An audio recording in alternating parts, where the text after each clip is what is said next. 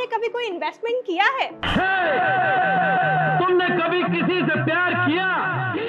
क्या आपने इन्वेस्टमेंट में कोई गलती की है? कभी किसी को दिल दिया? मैंने भी दिया।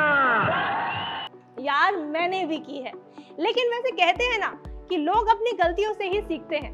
बट अगर बात आती है इन्वेस्टमेंट की, इसमें अगर हम छोटी सी भी गलती कर देना तो इससे हमें भारी नुकसान हो सकता है। तो चलिए इस वीडियो में मैं अपना पर्सनल एक्सपीरियंस शेयर करके बताती हूँ कि मैंने अपने लाइफ में कौन से इन्वेस्टमेंट मिस्टेक्स किए हैं, ताकि आप भी ऐसे कोई गलतफहमी में ना रहें और आप भी ऐसे कोई इन्वेस्टमेंट मिस्टेक्स बिल्कुल भी ना करें। तो सबसे पहली गलती मेरी ये थी कि मैंने कभी इन्वेस्टमेंट और सेविंग्स के अंतर को नहीं समझा। जी हाँ, ये सरप्राइजिंग हो सकता है क्योंकि मुझे नियरली 1 साल लग गए जब मुझे एक्चुअल में समझ आया कि सेविंग्स क्या होता है और इन्वेस्टमेंट क्या होता है। ये मेरे इन्वेस्टमेंट जर्नी की सबसे पहली गलती थी। तो जब मैंने अपना इन्वेस्टमेंट शुरू किया, बाकी लोग की तरह भी मैंने अपना इन्वेस्टमेंट एफडी और आरडी से ही शुरू किया, ये सोचकर कि भाई एफडी और आरडी तो एक ऐसा प्रोडक्ट है जहां पर मेरा पैसा 100% सेफ है, साथ में मुझे एक गारंटीड रिटर्न भी मिलेगा। लेकिन धीरे धीरे मुझे ये पता चला कि जो एफडी और आरडी है ना, ये सिर्फ और सिर्फ एक सेविंग्स है, ना कि कोई इन्वेस्टमेंट। जी हाँ, आज भी बहुत सारे लोग अपने पैसे एफडी में रखते हैं, ये सोचकर कि एफडी बहुत ही सुरक्षित है। ये करना भी सही है उन लोगों के लिए जो एक सेव अपने पैसे को सेव रखना चाहते हैं और इस पर छोटा सा अमाउंट का इंटरेस्ट चाहते हैं। ये एक तरह का ऐसा प्रोडक्ट है जहां पर इसका जो ऑब्जेक्टिव है यही है कि आपके पैसे को सेफ रखा जाए और आपके सेविंग्स अकाउंट की तुलना में थोड़ा सा इंटरेस्ट रेट ज्यादा दिया जाए।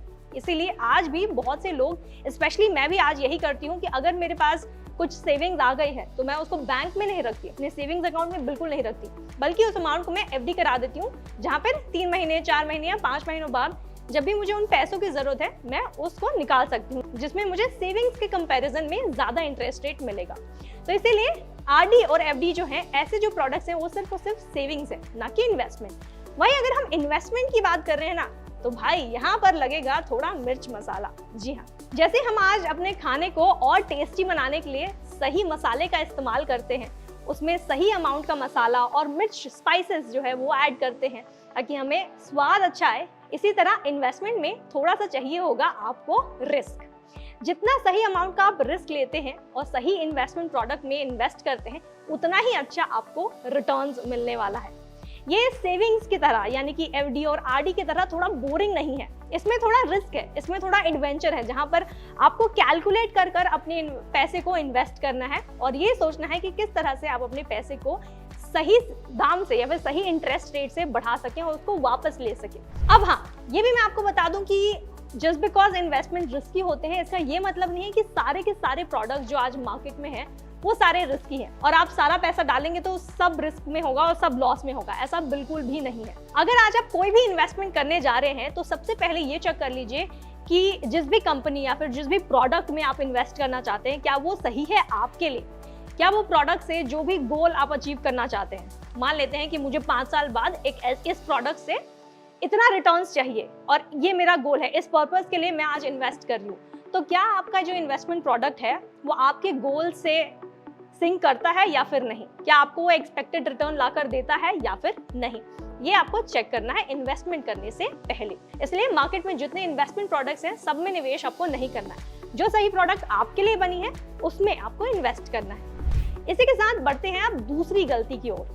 अब दूसरी गलती भाई मैंने ये की कि मैंने ना थोड़ा जल्दी इन्वेस्ट करना शुरू नहीं किया।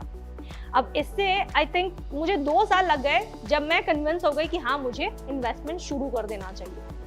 अब मैं आपको बता दूं कि जब मैंने कमाना शुरू किया उसके बाद मुझे रियलाइज हुआ कि मेरे जो सेविंग्स हैं वो सेविंग्स को मैं इमरजेंसी फंड में रख सकती हूँ, उसके बाद जितने अमाउंट है एक्सेस अमाउंट उसको मैं इन्वेस्ट करके थोड़ा डबल कर सकती हूँ। और यही सीखते सीखते मुझे लग गए 2 साल, क्योंकि उन 2 साल में मैं वेट करी थी कि एक राइट मोमेंट जो है वो कब आएगा मेरे जीवन में ताकि मैं अपना इन्वेस्टमेंट जर्नी शुरू कर सकूं। अब मैं आपको बता दूं, अगर आपको इन्वेस्टमेंट सच में करना है ना, तो कब मेरी तरह तो कभी एक राइट मोमेंट के लिए आप बिल्कुल भी वेट मत कीजिए, क्योंकि इन्वेस्टमेंट में राइट मोमेंट नहीं होता। जब आपको लगता है कि हाँ मुझे अब अपना इन्वेस्टमेंट शुरू कर देना चाहिए, तभी वो राइट मोमेंट है, तभी आपको अपना इन्वेस्टमेंट शुरू कर देना चाहिए। और एक चीज मैं आपको बताना चाहती हूँ, वो ये कि जस्ट बिकॉज मैंने 1 साल 2 साल वेट किया, इससे आई एम श्योर मैंने कंपाउंडिंग इफेक्ट का जो भी प्रॉफिट मिलता मुझे 2 साल में, वो मैंने गवा दिए हैं। अब ये कंपाउंडिंग इफेक्ट क्या होता है, चलिए एक छोटे से डेमो से समझते हैं। इसके लिए चलते हैं गूगल पर और टाइप करते हैं compounding calculator, compounding interest calculator. तो जैसे ही आप ये टाइप करते हैं तो बहुत सारे ऐसे साइट्स आ जाएंगे, उसमें मैं ग्रो ऐप वाले साइट पर जाती हूँ। अब ये कोई प्रमोशनल एड बिल्कुल भी नहीं है, तो ये कंसिडर बिल्कुल मत कीजिएगा। I find it very convenient to use ये कैलकुलेटर, इसलिए मैंने यूज किया है। तो यहाँ पर देखिए कंपाउंड इंटरेस्ट कैलकुलेटर में एक डेमो दिखाया है, जहाँ पर ये बता रहा है कि अगर प्रिंसिपल अमाउंट आपका 1 लाख रुपए है, आज अगर आप 1 लाख रुपए इन्वेस्ट करते हैं कहीं भी, जहाँ पर आपको 6% का रिटर्न मिल रहा है ऑन एन एवरेज, और आपका टाइम पीरियड है 5 साल का, तब आपको इसी 1 लाख रुपए पे 1.33 लाख रुपीस आफ्टर 5 इयर्स मिलने वाले हैं। अब कंपाउंडिंग इफेक्ट का जादू ये है कि जितने ज्यादा साल आप इन्वेस्ट करते हैं उतना ही ज्यादा आपका रिटर्न बढ़ता है। चलिए देखते हैं। तो अगर हम इसी 5 साल को, अगर इसको बदलकर हम 10 इयर्स कर देते हैं, तो यही 1 लाख रुपए आपका 1.79 लाख में बदल जाएगा। वहीं इसको और 5 साल के लिए बढ़ाएं, 15 साल के लिए, तो 1 लाख रुपए बढ़कर 2.39 लाख रुपीस हो जाएगा। वहीं इसको अगर 20 साल करें हम, तो यही 1 लाख 3.20 लाख में बदल जाएगा।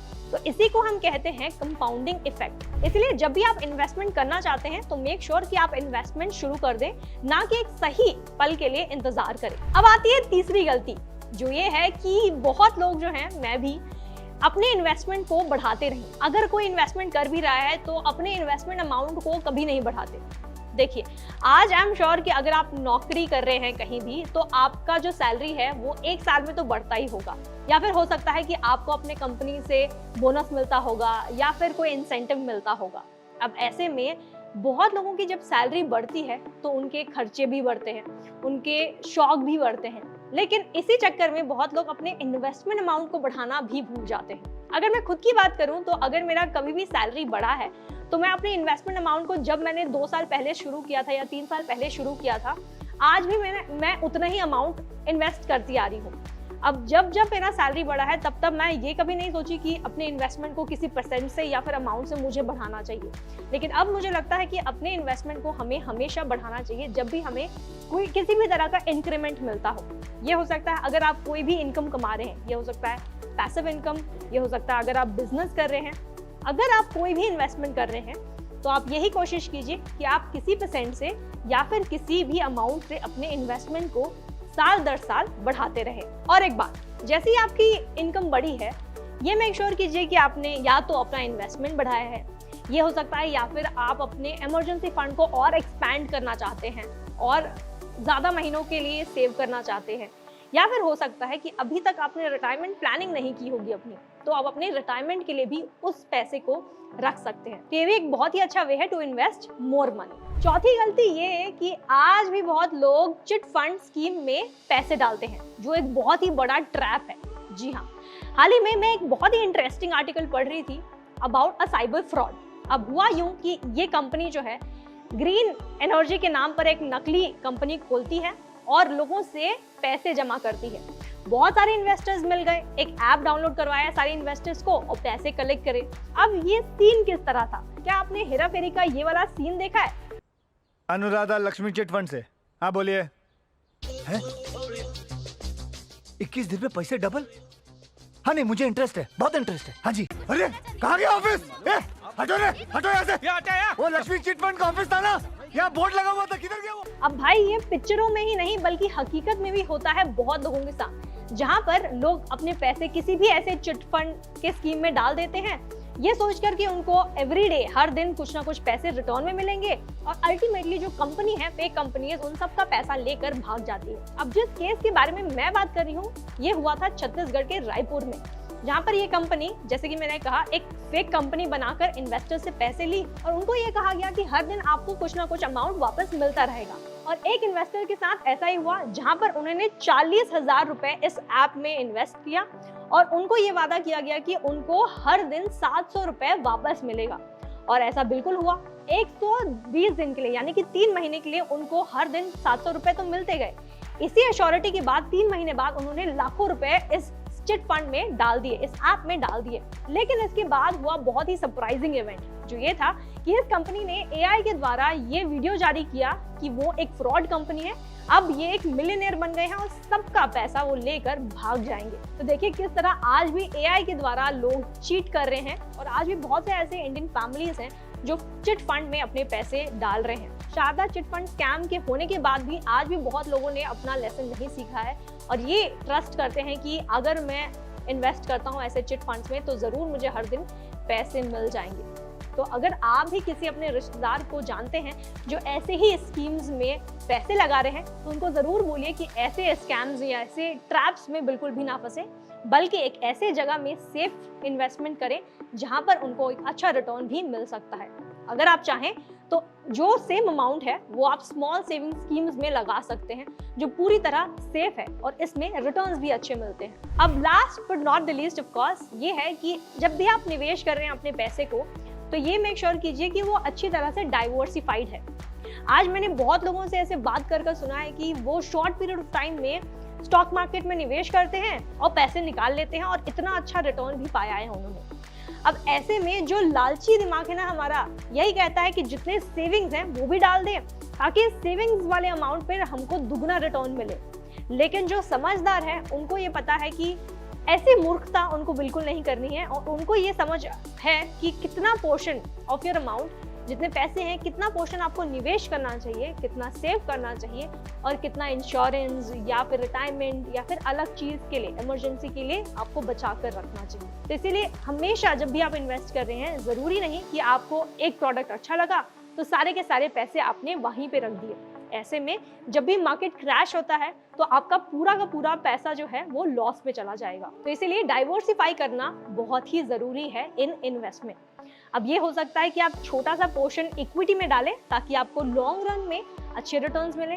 अब थोड़ा सा पोर्शन हो सकता है किसी सेफ इन्वेस्टमेंट में हो, स्मॉल सेविंग स्कीम्स के लिए हो सकता है जहां पर आप पीपीएफ में निवेश कर सकते हैं, एनपीएस में निवेश कर सकते हैं या फिर सुकन्या समृद्धि में निवेश कर सकते हैं, एनएससी में निवेश कर सकते हैं। बहुत से ऐसे सेफ प्रोडक्ट्स हैं जो आपको अच्छे रिटर्न्स लाकर देंगे। वहीं आप अपने इंश्योरेंस में भी निवेश कर सकते हैं कुछ पोर्शन एक्सेट्रा।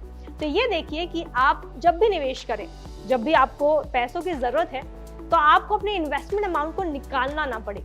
अब अगर आप स्टॉक मार्केट में इन्वेस्ट कर रहे हैं तो आप ये मेक श्योर कीजिए कि जितना अमाउंट आपने उधर डाला है वो फॉर लॉन्ग पीरियड वहीं रहने वाला है। आपको 1 महीने, 2 महीने, 1 साल, 2 साल में उन पैसों को निकालना नहीं है। तो ऐसे में आप लॉस में चले जाएंगे। तो भाई ये थी मेरी गलतियां, अब है आपकी बारी।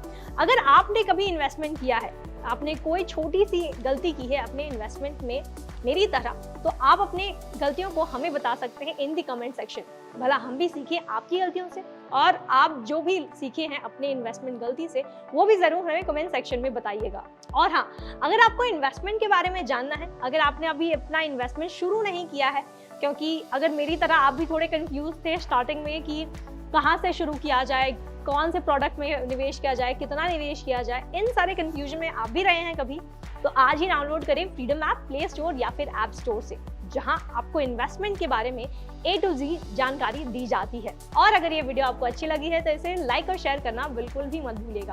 Thank you for watching freedom.